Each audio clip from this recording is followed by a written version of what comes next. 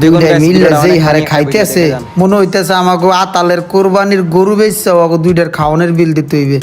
না, বিল দেওয়া যাইবে না, সিস্টেম করতে হইবে। ভাইয়া এই যে এত খাবার খাইতেছেন হজম করার জন্য কোক খাওয়া লাগবে না? হ্যাঁ কোকলে ভালো হয়। যে আমিও ভাবছিলাম যে খাবেন। এখন হয়েছে কি এখানে তো ফ্রিজ নষ্ট, বুঝছেন?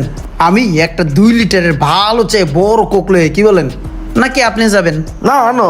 আরে ঠিক আছে ভাই, খান, পেট ভরে খান। আর দেবো এ ভাইয়াদেরকে আরো মোরগ পোলাও দেন, এই ভাইয়াকে আরো তেহারি দেন। নিয়ে আসি না? তো দেখুন ও তো নিয়ে আসতেছি।